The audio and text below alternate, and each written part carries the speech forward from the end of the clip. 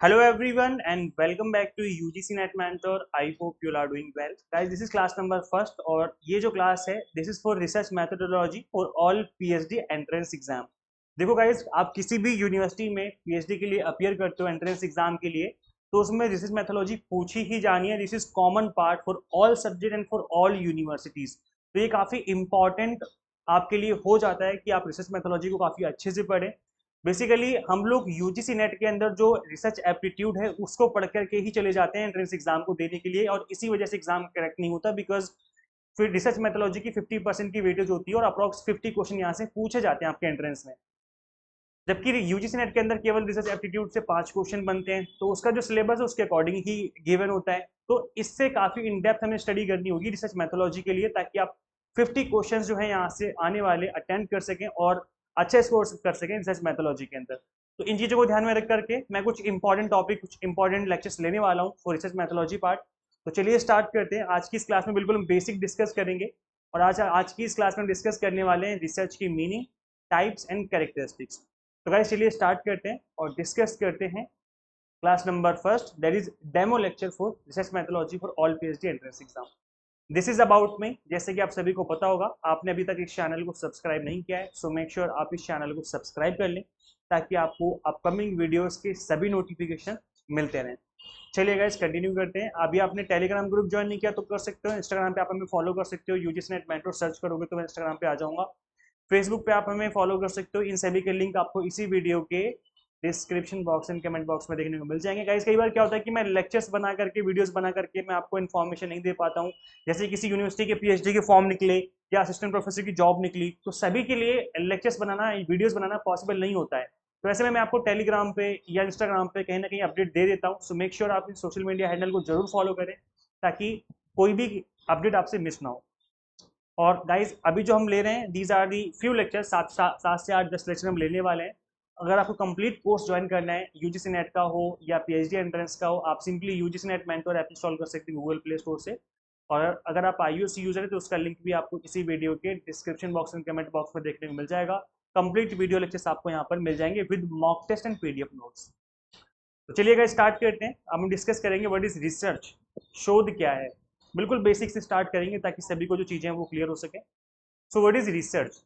Research is defined as the creation of new knowledge or the use of existing knowledge in a new and creative way so as to generate new concept, methodologies and understandings. तो guys देखो अगर कोई नई चीज की creation की जाती है तो वो भी रिसर्च है. अगर कोई एग्जिस्टिंग नॉलेज है और उसका यूज करते हुए कोई नई चीज बना दी जाती है तो वो भी रिसर्च है. कुछ क्रिएटिविटी उसके अंदर कर दी जाती है जिससे नए कॉन्सेप्ट निकल के आए, नए मेथोडोलॉजीज बने, नई अंडरस्टैंडिंग्स निकल के आए, उसको भी हम रिसर्च ही बोलेंगे. फॉर एग्जाम्पल जब पहली बार ग्रेविटी दैट इज गुरुत्वाकर्षण का आविष्कार किया था न्यूटन ने तो उस केस में उसको रिसर्च कहा गया क्योंकि बिल्कुल ही नया कॉन्सेप्ट है, न्यू क्रिएशन है. लेकिन आपने एक चीज नोट डाउन की होगी कि ऐसा नहीं कि उनके ग्रेविटी को बताने के बाद कि ग्रेविटी क्या चीज होती तब दुनिया ने जाना कि ग्रेविटी क्या होती है. ग्रेविटी उससे पहले एग्जिस्ट नहीं करती थी. वो चीज एग्जिस्ट कर रही है ऑलरेडी लेकिन उसको अंडरस्टैंडिंग दे देना कि एक आम लोग समझ सके कि हाँ ये क्यों हो रहा है. जैसे एप्पल गिरा उनके सर के ऊपर तो एप्पल का गिरना क्या उनके ग्रेविटी फाइंड आउट करने से पहले नहीं होता था. पहले भी तो एप्पल नीचे गिरता था ना. लेकिन उन्होंने क्या किया कि उस फिनोमिना को एक नाम दे दिया ग्रेविटी. इससे नई नॉलेज पता चली ह्यूमन बीइंग को कि भाई ग्रेविटी नाम की भी कोई चीज होती है. नई अंडरस्टैंडिंग निकल के आई तो इसको हम सिंपल टर्म्स में रिसर्च कहते हैं. अब यहाँ पर रिसर्च कोई नई चीज का आविष्कार करना ही रिसर्च नहीं होता. जैसे कि हमने देखा कि न्यू क्रिएशन न्यू नॉलेज तो होगी ही रिसर्च प्लस किसी एग्जिस्टिंग नॉलेज का यूज करते हुए कोई नई चीज करना, नई क्रिएटिविटी कर देना जैसे नए कॉन्सेप्ट निकल के आए वो भी रिसर्च का ही पार्ट है. जैसे एग्जाम्पल के तौर पे ग्रेविटी का जो आविष्कार हुआ, जो सर्च किया गया तो ये तो हो गया, चलो ठीक है भाई हो गई रिसर्च. देन ग्रेविटी का यूज करके भी काफी सारे नई नई रिसर्च करी गई कि एरोप्लेन कैसे उड़ेगा, कैसे हम इन चीजों को कर सकते हैं. तो कई चीजों में ग्रेविटी का भी यूज किया गया है. तो जो एग्जिस्टिंग नॉलेज है उसको यूज करके अपने नए नए कॉन्सेप्ट, नई नई नॉलेज बिल्ड करी, तो वो भी आपकी रिसर्च का ही पार्ट होता है। और गाइज इसी वजह से जो रिसर्च थीसिस होती हैं, जिसपे हम रिसर्च करते हैं, कोई रिसर्च थीसिस हो गया, रिसर्च पेपर हो गया, ये जो है पब्लिकली अवेलेबल इसी वजह से करवाए जाते हैं ताकि कोई नया पर्सन जो कि आने वाले टाइम में, आने वाले 10 साल बाद, 20 साल बाद, 50 साल बाद, 100 साल बाद कोई नई चीज रिसर्च करना चाहे तो वो इन चीजों को पढ़ सके कि पहले से क्या फाइंडिंग हो रखी है इस एरिया में, और इस पे कुछ नई फाइंडिंग्स की जा सकती हैं तो वो कैसे की जा सकती है, और क्या कुछ जो है इस फील्ड में, पर्टिकुलर फील्ड में हम कर सकते हैं। तो इस वजह से एग्जिस्टिंग नॉलेज का भी यूज किया जाता है रिसर्च करने में। This could include analysis of previous research to the extent that it leads to new and creative outcomes। तो यहाँ पर न्यू और क्रिएटिव आउटकम्स निकालने के लिए प्रीवियस रिसर्च का भी यूज किया जाता है। तो इन सभी चीजों को हम बेसिकली रिसर्च के नाम से जानते हैं। अनुसंधान कहते हैं हम लोग हिंदी में, को नए ज्ञान के निर्माण या मौजूदा ज्ञान का नए और रचनात्मक तरीके से उपयोग के रूप में परिभाषित किया गया है ताकि नई अवधारणाओं, पद्धतियों और समझ को उत्पन्न किया जा सके। कुछ नया खोजना या कुछ एग्जिस्टिंग जो नॉलेज है, जो परिभाषित है ऑलरेडी, उसको यूज करते हुए नई चीजों को खोजना रिसर्च कहलाता है। तो यहाँ पर इस तरीके से रिसर्च को डिफाइन किया जाता है। अब अगर हम बात करें कि कितने तरह की रिसर्च होती है, तो गाइस देखो, टाइप्स ऑफ रिसर्च बहुत तरह की होती है। आप पढ़ते जाओगे खत्म नहीं होगा, 15, 20, 25, 30, 50 खत्म नहीं होगा। लेकिन हमारे एग्जाम के पर्पज से जो इंपॉर्टेंट रिसर्च होती है हमें उनको पढ़ना है, क्योंकि एक टॉपिक, किसी भी टॉपिक को उठा लो आप, उस पर आप कितना भी पढ़ लो टॉपिक खत्म नहीं होता, लेकिन हमें एग्जाम के पॉइंट ऑफ व्यू से पढ़ना है। बस यही डिफरेंस है कि हम एग्जाम टारगेट बेस्ड स्टडी करवाते हैं। तो एग्जाम टारगेट मीन्स कि कुछ ऐसे टाइप्स ऑफ रिसर्च जो कि एग्जाम के पर्पज से इंपॉर्टेंट है, हमें उनको पढ़ना है। तो पहली आती है बेसिक रिसर्च। इन पे क्वेश्चन बनते रहते हैं एग्जाम में, तो मैं उन टाइप्स की रिसर्च को कवर करवा रहा हूँ। और ये गाइज मैं अपने एक्सपीरियंस के बेस पर आपको चीजें पढ़ा रहा हूँ। बेसिक रिसर्च गाइज क्या होती है, नाम से पता चल रहा होगा, बुनियादी शोध है, बिल्कुल बेसिक है। So a basic research definition is data collected to enhance knowledge. The main motivation is knowledge expansion। यहाँ पर सिंपल चीज है कि यहाँ पर नॉलेज को बढ़ाना है, और यहाँ पर मेन मोटिवेशन होती है कि नॉलेज का एक्सपेंशन किया जाए। It is a non commercial research that does not facilitate in creating और इन्वेंटिंग एनीथिंग। ये बिल्कुल नॉन कमर्शियल होती है, मतलब इसमें पैसे का किसी भी तरह का कोई लेन देन नहीं होता रिसर्च में। और it does not facilitate in creating और इन्वेंटिंग एनीथिंग। कुछ भी नया इनोवेशन नहीं हो रहा है यहाँ पर, कोई ऐसी रिसर्च जिसमें कोई नया इनोवेशन नहीं हो रहा है, कोई नया चीज बन के नहीं आ रही सामने। For example an experiment to determine a simple fact. जैसे एग्जाम्पल के तौर पे मैं बिल्कुल सिंपल सा एग्जाम्पल देता हूँ, और मैं एग्जाम्पल में भरोसा करता हूँ क्योंकि एग्जाम्पल चीजें ईजी हो जाती है, बच्चों को समझना ईजी हो जाता है। घर पे आप खाना बनाते हो, आपकी मम्मी खाना बनाती है, मार्केट में एक नई किस्म का चावल आया है, राइस, बिल्कुल नई किस्म है, ठीक है, राइस आया है। अब वो कुकर में बनाने पे कितनी सीटी में बन के तैयार होगा किसी को कुछ नहीं पता। तो क्या करना है, एक बेसिक सी रिसर्च करनी है। वो क्या रिसर्च होगी कि भाई जो हम अभी तक नॉर्मल चावल बनाते हैं उसमें 3 से 4 सीटी में चावल बन जाते हैं। हमने वही काम यहाँ पे किया, देखा भाई चावल कच्चे रह गए, 4 सीटी लगी फिर भी चावल कच्चे रह गए, नहीं बने। हमने क्या, हमने 2 सीटी और मार दी, ठीक है, तो टोटल 6 सीटी लग गई। हमने देखा भाई 6 सीटी पर ये बन के तैयार हो गया। हमने नेक्स्ट डे वही सेम काम किया, 6 सीटी मारी, चावल बन के तैयार हो गए। नेक्स्ट डे हमने सेम काम किया, 6 सीटी मारी, चावल बन के तैयार हो गए।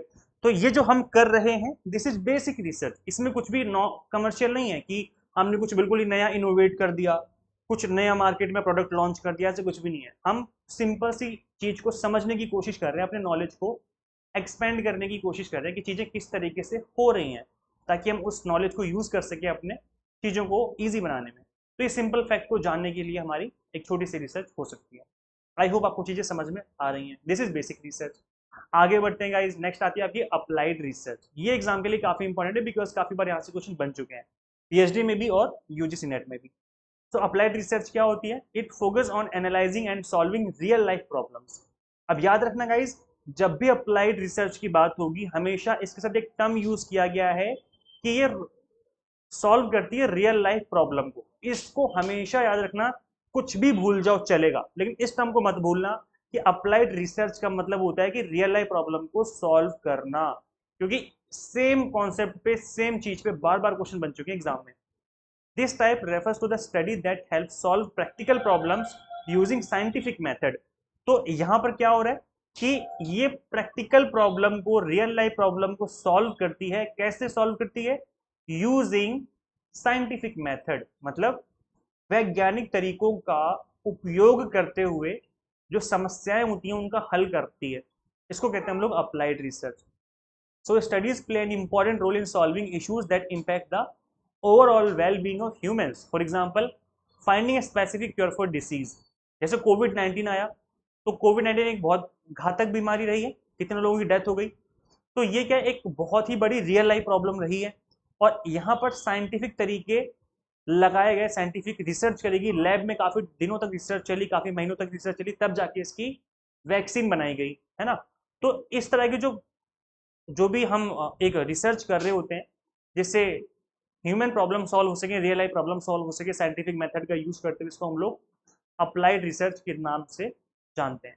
आई होप आप सभी को चीज़ें समझ में आ रही, चीज़ें क्लियर हो रही हैं। आई होप मैं बिल्कुल बेसिक से आपको समझा रहा हूँ, बहुत ईजी लैंग्वेज का यूज कर रहा हूँ ताकि आपको चीज़ें समझ में आए। आगे बढ़ते हैं गाइस, नेक्स्ट आपका प्रॉब्लम ओरिएंटेड रिसर्च। नाम से पता चल रहा है, क्या पता चल रहा है कि प्रॉब्लम ओरिएंटेड है। हमने देखा भाई ये प्रॉब्लम आ रखी है, इस प्रॉब्लम को कैसे ठीक किया जाए, क्या करें इसके लिए। तो हम इस प्रॉब्लम को देख करके रिसर्च स्टार्ट कर रहे हैं, तो वो हमारी प्रॉब्लम ओरिएंटेड रिसर्च होगी। समझ रहे हो, नहीं समझ रहे? जैसे, चलो मैं पहले इसकी डेफिनेशन दे देता हूँ।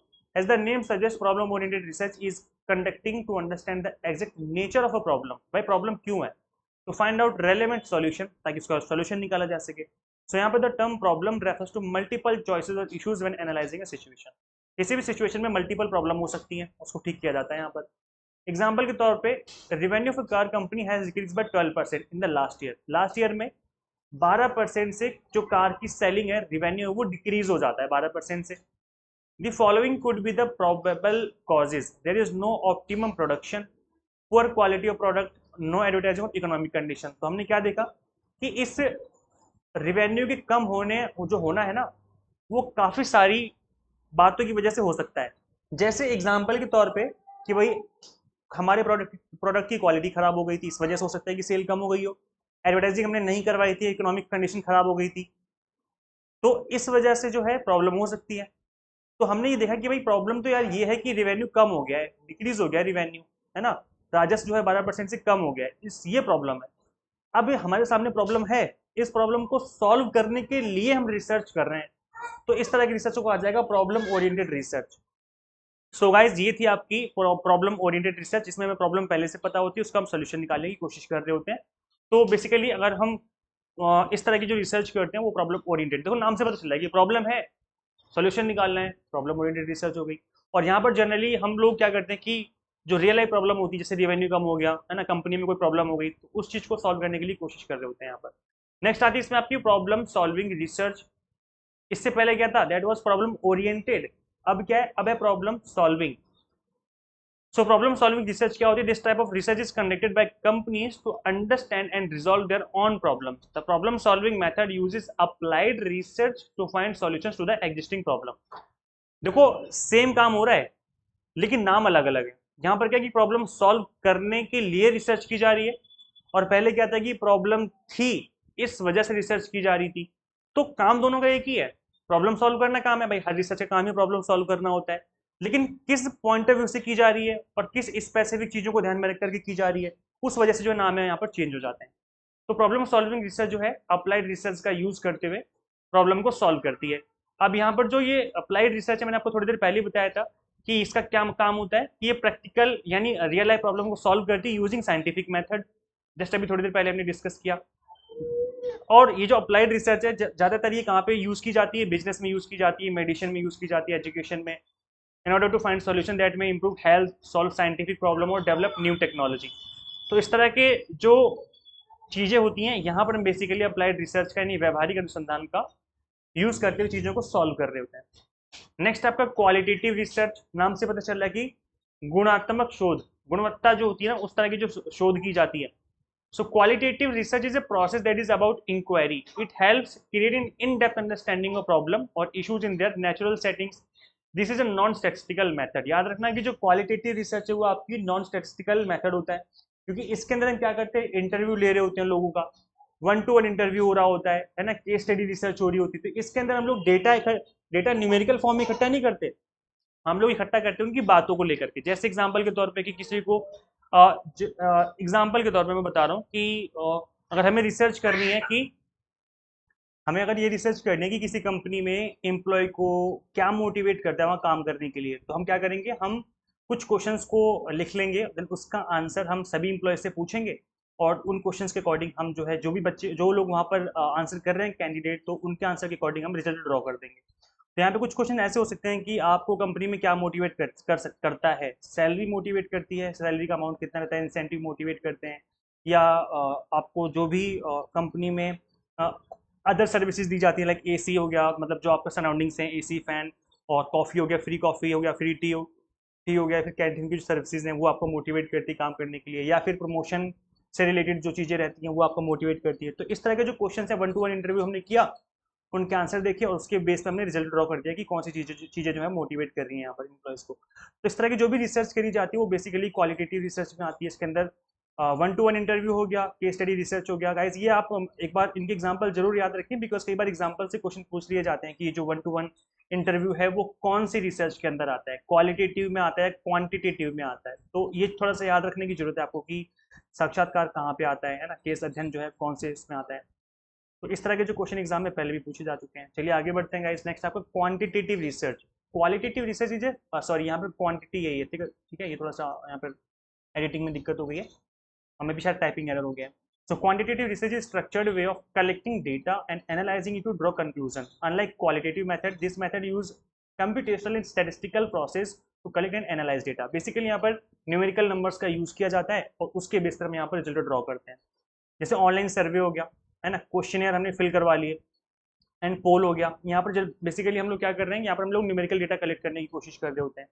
डेटा कलेक्शन टूल्स हो गए used in quantitative research. There are various methods of deploying surveys और क्वेश्चनर्स। तो काफी सारे मेथड है जिसके थ्रू हम कर सकते हैं। आपने देखा होगा कि आज के टाइम पर यूट्यूब पर जब आप ओपन करते हो तो वहाँ पर सर्वे का आता है कि आपको कौन सी वीडियोस पसंद है। इस तरह के जो सर्वे होता है यूट्यूब भी करवाता रहता है, और भी बेसिकली बड़ी बड़ी कंपनियां ये लोग सर्वे करवाते हैं। और ज़्यादातर जब पॉलिटिक्स में भी सर्वे का यूज़ होता है, जब भी चुनाव वगैरह आते हैं तो वहाँ पर सर्वे करवाया जाता है कि जनता के अकॉर्डिंग जो है एग्जिट पोल में कौन जीत रहा है, जनता किसको सपोर्ट कर रही है। तो इस तरह के जो सर्वेज हैं वो आपकी क्वांटिटेटिव रिसर्च का पार्ट हो जाता है। आगे बढ़ते हैं गाइस। नेक्स्ट आपका x post facto. X post facto research में क्या होता है, जैसे नाम से पता चल रहा है कि पोस्ट फैक्टो मतलब फैक्ट हो गया उसके बाद जो रिसर्च करी जा रही है, और after the fact research is category of research design in which the investigation start after the fact has occurred without interference from the researcher। क्या बोला जा रहा है कि ऑलरेडी हो गया है जो होना था और उसमें रिसर्चर की कोई गलती नहीं है, रिसर्चर ने कुछ भी नहीं किया, without interference of from researcher. अब जो है इन्वेस्टिगेशन करनी है कि भाई ये चीज़ क्यों हुई, कैसे हुई। जैसे यहाँ पे एग्जाम्पल दिया हुआ है कि एग्जाम्पल के तौर पे for example researcher is interested in how weight influence self esteem levels in adult. तो जो ज़्यादा वेट होते हैं, जो ओवर वेट हो जाते हैं लोग, उनकी लाइफ में, और जो मतलब सही वेट में रहते हैं उनकी लाइफ में क्या जो सेल्फ स्टीम है, जो कॉन्फिडेंस लेवल है वो क्या सेम रहता है, और सेम नहीं रहता है तो फिर किस वजह से दिक्कत आती है, क्यों जो कॉन्फिडेंस है वो गिर जाता है, जो ओवर वेट होते हैं, जो ज़्यादा वेट होता है जिनका। तो इसमें वेट बढ़ाने में तो रिसर्चर ने कुछ नहीं किया भाई, रिसर्चर की तो कोई गलती नहीं कि वेट ज़्यादा बढ़ गया, लेकिन वेट ज़्यादा बढ़ने की वजह से जो प्रॉब्लम आ रही है उसके ऊपर रिसर्च करने जा रहा है रिसर्चर। तो ये आपकी एक्स पोस्ट फैक्ट हो गया। इसका एक एग्जांपल मैं आपको और देता हूँ ताकि चीज़ें और आपको और अच्छे समझ में आए। एरोप्लेन है, क्रैश हो गया, क्रैश हो गया, अब हो गया एक्सीडेंट, ऑलरेडी क्रैश हो गया, खत्म, लोग टाटा बाय बाय। लेकिन अब यहाँ पर ये क्यों क्यों हुआ, कैसे हुआ क्रैश, क्या प्रॉब्लम आ गई थी, है ना। तो इस तरह की जो रिसर्च करी जाएंगी उसको एक्स पोस्ट फैक्ट कहा जाएगा। मतलब जो फैक्ट था वो ऑलरेडी हो चुका है, इसमें रिसर्चर ने कुछ नहीं किया भाई, क्रैश करवाने में रिसर्च की गलती थोड़ी ना है, जो होना था वो हो गया। अब रिसर्चर आएंगे, रिसर्च करेंगे भाई कैसे हुआ, क्यों हुआ, किसकी गड़बड़ी थी, किसकी दिक्कत थी। तो इस तरह की जो भी रिसर्च है वो आपकी एक्स पोस्ट फैक्टो रिसर्च में आ जाती है। और गाइस इससे रिलेटेड भी क्वेश्चन कई बार एग्जाम में पूछा जा चुका है, तो आप अच्छे से याद कर लीजिए कि भाई क्या होता है ये, और विद एग्जाम्पल चीज़ों को याद रखेंगे तो चीज़ें आपको अच्छे से और लंबे टाइम तक चीज़ें याद रहेंगी।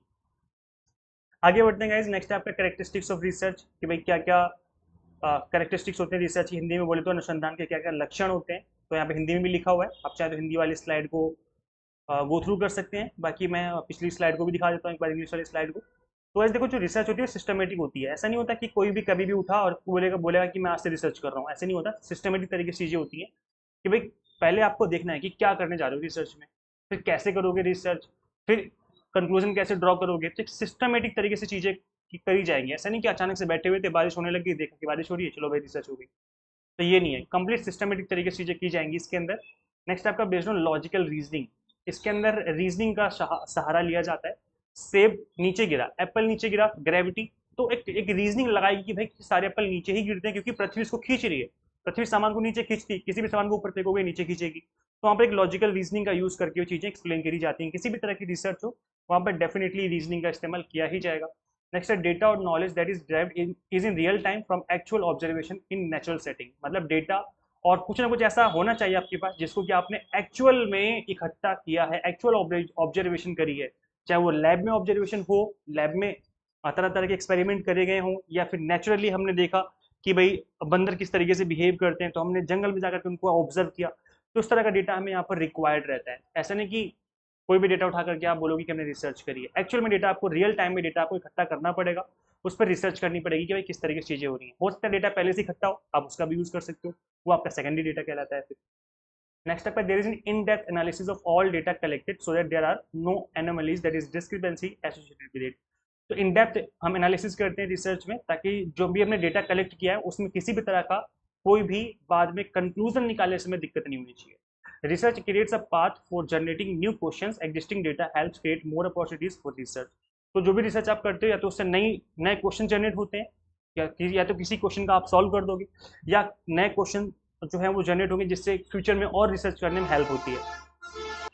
इसके अलावा नेक्स्ट आपका research is analytical in nature, it makes use of all the available data so that there is no ambiguity in the inference. तो यहाँ पर हम एनालिटिकल तरीके से चीज़ों को करते हैं। ऐसा नहीं कि आपने एक बार चीज़ों को नोट डाउन किया और फिर अपने मन से कंक्लूजन निकाल दिया, नहीं, आपको एनालिटिकल रहना पड़ेगा। आपको देखना पड़ेगा कि भाई इस चीज़ का क्या एवरेज निकल के आ रहा है, क्या मीन निकल के आ रहा है ना, क्या मोड निकल के आ रहा है। इन चीज़ों को हम एक बार रिसर्च करके चीज़ों को पता लगाते हैं, एनालिटिकल चीज़ों को करते हैं।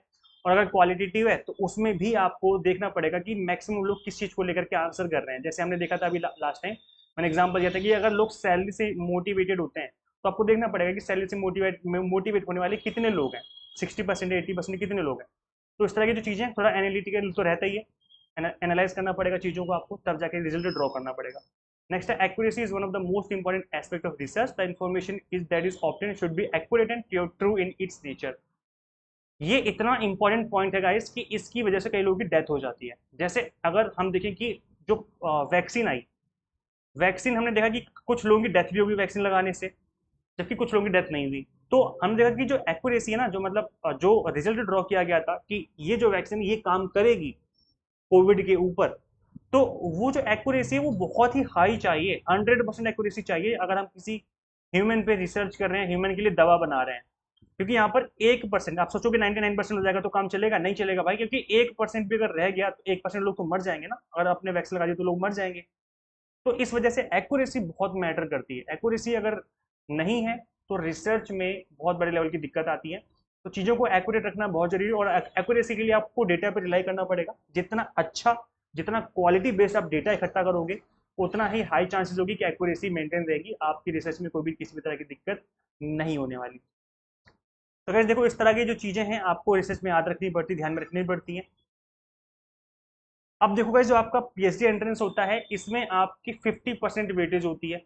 किसकी वेटेज होती है? रिसर्च मैथोलॉजी की वेटेज होती है। तो काफ़ी ज़्यादा वेटेज है, इसको हल्के में मत लो। स्टूडेंट्स बहुत हल्के में लेते हैं, रिसर्च एप्टीट्यूड पढ़ के चले जाते हैं, 8 10 15 टॉपिक पढ़ के चले जाएंगे, फिर कहेंगे एग्जाम क्रैक नहीं हो रहा या कम नंबर स्कोर करके। ये दिक्कत होती है क्योंकि आपको काफ़ी इन डेप्थ स्टडी करने की जरूरत है पीएचडी एंट्रेंस के लिए स्पेशली। और अगर नेट की तैयारी करना चाहते हो तो उसमें तो आप रिसर्च मैथोलॉजी पढ़ोगे, रिसर्च एप्टीट्यूड पढ़ोगे, 5 ही क्वेश्चन आते हैं, उसके अकॉर्डिंग पढ़ोगे तब भी एग्जाम क्रैक हो जाता है।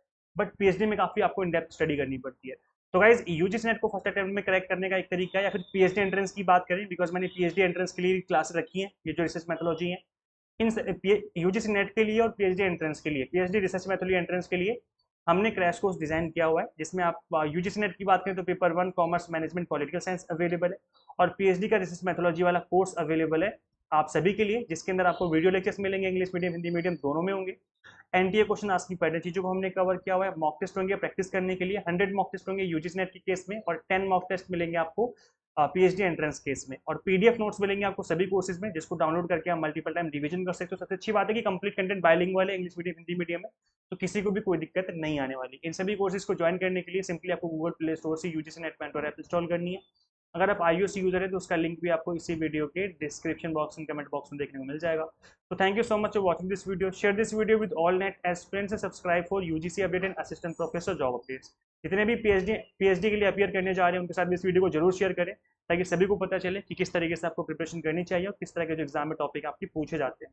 और भी मैं काफ़ी कुछ इंपॉर्टेंट जो एवरग्रीन टाइप टॉपिक है उनको मैं कवर करूंगा यूट्यूब पर। और अगर कंप्लीट कोर्स आप ज्वाइन करना चाहते हो तो उसके अंदर आपको कंप्लीट कंटेंट ही मिल जाएगा। तो गाइस मिलते हैं फिर नेक्स्ट वीडियो में। Till then keep watching UGC NET mentor. Thank you so much.